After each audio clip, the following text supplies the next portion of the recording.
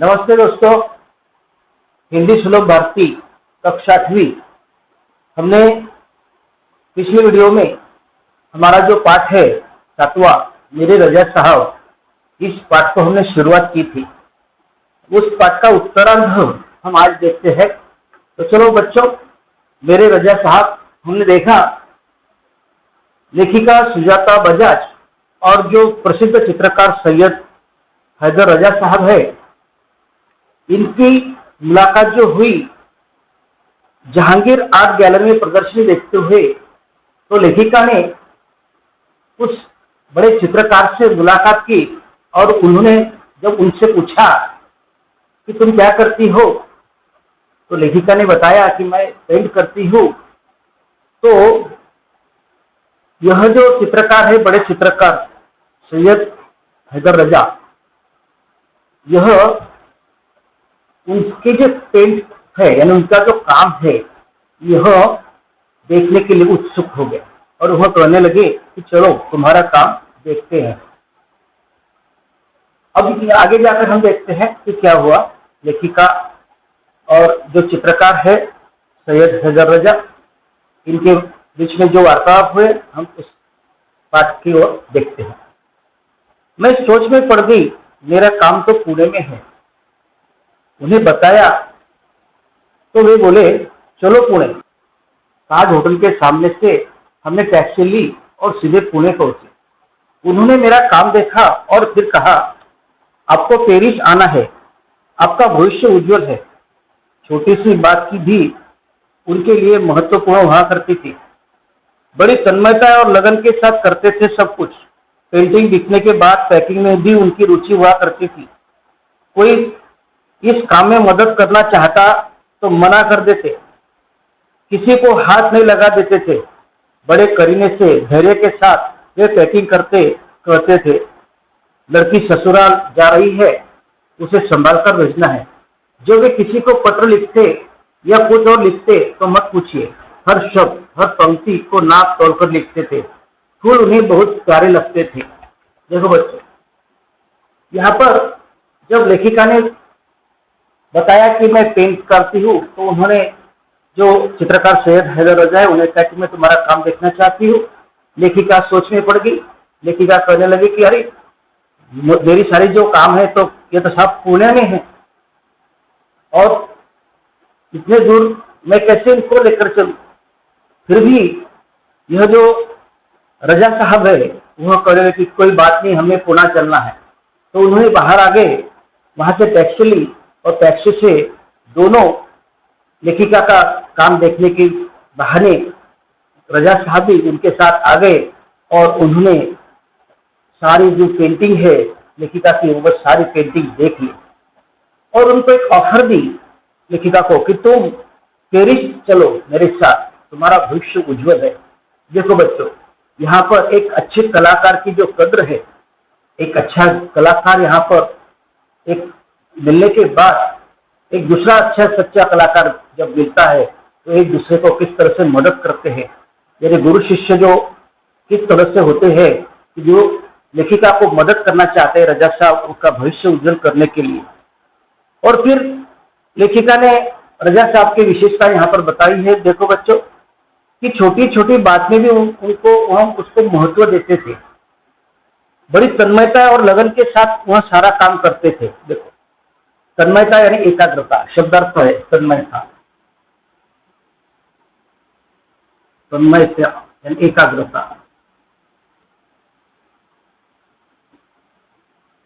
शब्दवाचिका है। और एकाग्रता से पूरा काम वह करते थे। और बाद में पैकिंग का जो जब पैकिंग करते हैं तो उसमें उसकी बहुत रुचि थी।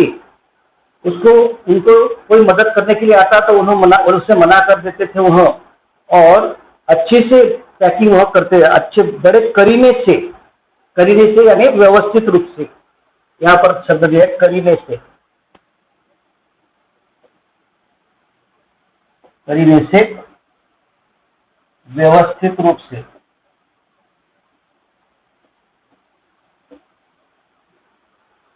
जो पैकिंग है बड़ी अच्छी तरह से वो करते थे पैकिंग, बंडल जो है हमारा पैकिंग का।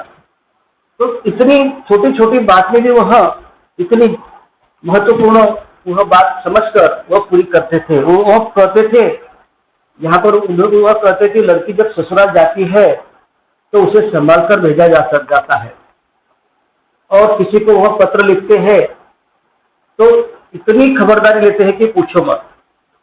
ऐसे यहाँ पर लेखिका कहती है कि वह पत्र लिखते समय हर पंक्ति हर शब्द साफ नाप तोलकर वह लिखते थे कि यह शब्द ऐसा हो, यह लाइन ऐसी हो, यह सारा समझकर पूरे ध्यानपूर्वक वह सारे पत्र लिखते थे। और उन्हें क्या पसंद था बच्चों? फूल। फूल को समानार्थी शब्द आपको पता है? फूल समानार्थी शब्द सुमन।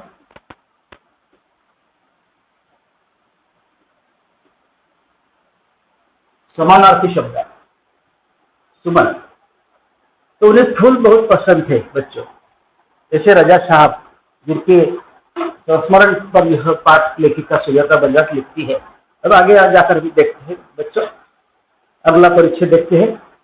मुझे याद है 22 अक्टूबर 1988 को मैं लंदन से पेरिस के गार्दिनो स्टेशन पर ट्रेन से पहुंची थी। रजा साहब स्टेशन पर मेरा इंतजार कर रहे थे। ट्रेन लेट थी पर वे वही डटे रहे। मुझे मेरे हॉस्टल के कमरे में छोड़कर क्यों वे गए? देखो यानी कितनी अपनी शिष्या जो है लेखिका रजा साहब, कितनी उनकी राह देखते हैं और किस तरह से उनको सपोर्ट करते हैं। कि लेखिका ने यहाँ पर एक अनुभव बताया कि 22 अक्टूबर 1988 को पेरिस के गार्दिनो स्टेशन पर जब लेखिका पहुंची थी तो रजा साहब उस स्टेशन पर लेखिका का इंतजार कर रहे थे। देखो आज के जमाने में हम देखते हैं कि कोई किसी के लिए इंतजार नहीं करता, फिर भी ऐसे शिष्य और गुरु की जो परंपरा है हमारे यहाँ पर हुई है कि उस रजा साहब ने एक लेखिका का यहाँ पर इंतजार किया और तब तक नहीं गए जब तक लेखिका हॉस्टल नहीं जाती तब तक। एक पितृतुल्य व्यक्तिमत्व जिस तरह से अपने पिता अपनी बच्ची की यहाँ पर राह देखते हैं और उसकी देखभाल करते हैं, उसी तरह से यहाँ पर रजा साहब हमें दिखाई देते हैं बच्चों। अब आगे जाकर देखते हैं हम क्या करते हैं। एक दिन मैं बीमार होकर अपने कमरे में पड़ी थी। रात 11 बजे रजा साहब मेरे लिए दवा भारतीय रेस्टोरेंट से खाना पैक करवा कर पहुंच गए। मेरे घर वालों को फोन करके कहा, आप लोग चिंता ना करें, मैं हूँ पेरिस में सुजाता की चिंता करने के लिए। देखो एक पितृतुल्य व्यक्तिमत्व के साथ यहाँ पर बीमार होने के बाद लेखिका इससे यहाँ पर देखभाल करता है। हर बार जब मैं यह रजा साहब पेंटिंग पूरी करते तो सबसे पहले एक दूसरे को दिखाते थे। जब लेखिका पेंटिंग बनाती है तो रजा साहब को दिखाते हैं, और जब रजा साहब पेंटिंग बनाते हैं तो लेखिका को बताते हैं। एक दूसरे के प्रति यह सारे पेंटिंग दिखाते हैं। जिस तरह से हम बच्चे कुछ अगर लिखते हैं तो हमारे दोस्त को बताते हैं या हमारे माँ बाप को बताते हैं, इसी तरह से लेखिका जब पेंटिंग बनाती है तो रजा साहब को दिखाती है और रजा साहब भी लेखिका को बताते हैं। एक दूसरे के वह समालोचक बनते हैं, दोनों एक दूसरे के ईमानदार समालोचक बनते हैं। समालोचक इसका अर्थ है किसी वस्तु के गुण दोष बताने वाला। शब्द लिखा हूं मैं, समालोचक का अर्थ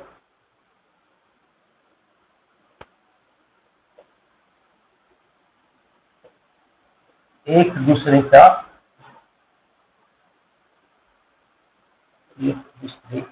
की गुण दोष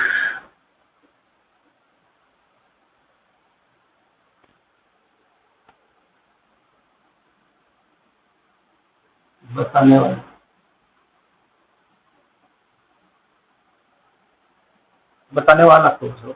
वाला एक दूसरे का जो दोष बताते हैं उसे कहते हैं समालोचक। गुण भी बताते हैं, दोष भी बताते हैं। तो एक दूसरे के वहां समालोचक थे।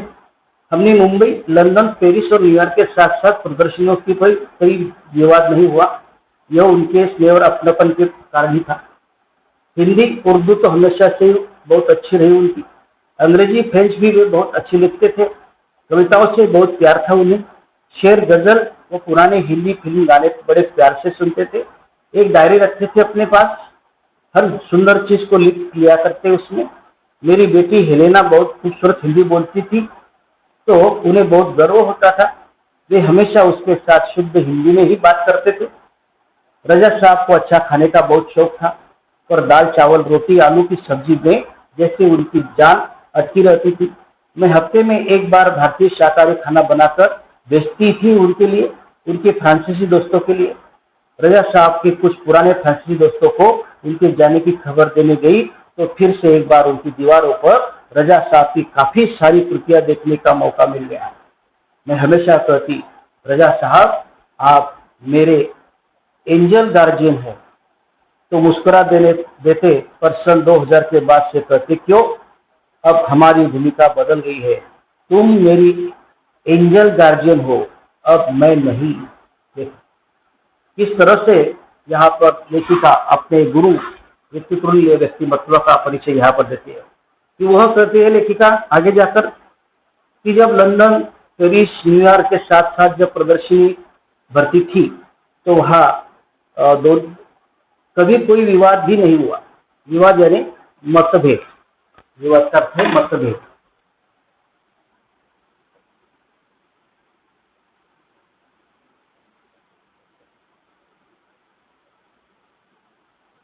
मतभेद कभी मतभेद नहीं हुआ उनके एक दूसरे के बारे में, समेटी हुआ यहाँ पर। और उनके और विशेषताएं बताती है लेखिका, उन्हें हिंदी उर्दू से ही बहुत अच्छी रही। देखो, हिंदी उर्दू तो हमेशा उनकी अच्छी रही यह भाषा, फिर भी उन्हें अंग्रेजी फ्रेंच यह भाषा भी आती थी। रजा साहब को हिंदी उर्दू तो थी ही, फिर भी और विशेषता बताते हुए लेखिका कहती है कि उन्हें अंग्रेजी और फ्रेंच भाषा भी बहुत अच्छी तरह से आती थी और उन्हें कविता से बहुत प्यार था।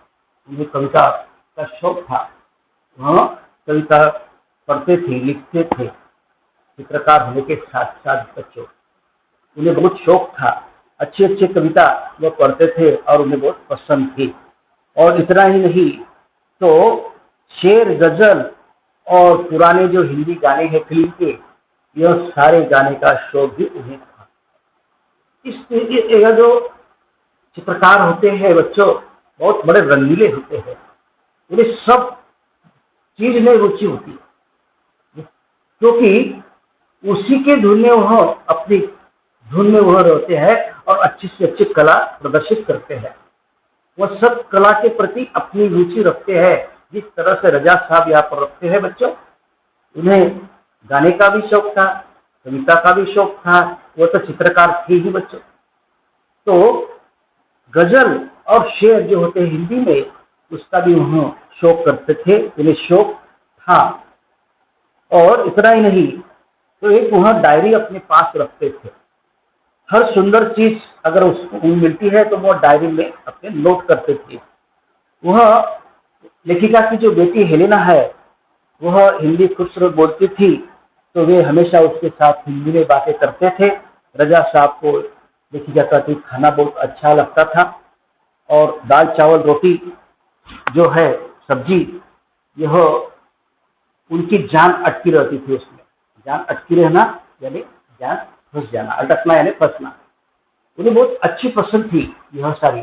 और भारतीय जो खाना है, यह शाकाहारी खाना उन्हें बहुत पसंद था। लेखिका कहती है कि मैं भारतीय शाकाहारी खाना उनके लिए और उनके जो फ्रांसीसी दोस्त है उनके लिए मैं लेकर जाती थी, और रजा साहब के पुराने फ्रांसीसी दोस्तों को वहां पर यह खाना, मैं भारतीय शाकाहारी खाना देती थी।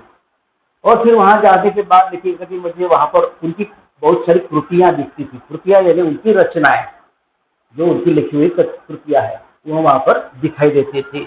और लेखिका कहती कि मैं हमेशा उनको, राजा साहब को कहती कि एंजल गार्जियन है तो, और वह मुस्कुरा कर कहते कि क्यों अब भूमिका बदल गई है, तुम ही मेरी एंजल गार्जियन हो, अब मैं नहीं। इस तरह से एक दूसरे के प्रति यहाँ पर यहाँ पर जो चित्रकार है, जो कलाकार है, एक दूसरे के प्रति ऐसे भावना रखते हैं कि नहीं, लेखिका कहती है कि आप श्रेष्ठ हो, लेकिन रजा साहब कहते कि नहीं, तुम ही श्रेष्ठ हो। दूसरे की कला की जो कदर है, वह कदर करने के लिए कलाकार जन्म होता है। खुद की कला तो श्रेष्ठ ही होती है, लेकिन जो दूसरों की कला का श्रेष्ठ मानता है, कला को श्रेष्ठ मानता है, वही कलाकार होता है। बच्चों ध्यान में रखिए, इसलिए कभी भी दूसरों की कला को हमें श्रेष्ठ मानना है। यहाँ पर हमने देखा एक गुरु और शिष्य का जो चरित्र यहाँ पर संस्मरण दिया है सुजाता बजाज ने। सुजाता बजाज अपने इस पितृतुल्य व्यक्तिमत्व का संस्मरण यहाँ पर हमें देने के बाद हमें यही सीख मिलती है बच्चों कि हमें एक दूसरे के प्रति, एक दूसरे का जो आदर है, हमें करना चाहिए। एक कलाकार दूसरे कलाकार का जब आदर करेगा, तभी कला हमारी जो है आगे बढ़ेगी। बच्चों, यही हमें इस कहानी से, इस संस्मरण से हमें यही सीखने को मिलती है बच्चों। तो यहाँ पर पाठ समाप्त होता है। अगर आपको यह पाठ समझ में आता है तो आप इस वीडियो में आपको कुछ समझ में नहीं आता है तो आप इसे पढ़ना है, और समझ में आने के बाद आपको इस वीडियो को लाइक करना है, शेयर करना है, सब्सक्राइब करना है, और सभी को इस पाठ का घर को पठन करना है। और इसका जो गृह पाठ है मैं अलग से देने वाला हूँ। तो यही मैं आज इस वीडियो में रुकता हूँ बच्चों। फिर मिलते हैं बाद में अगली वीडियो में। तब तक धन्यवाद।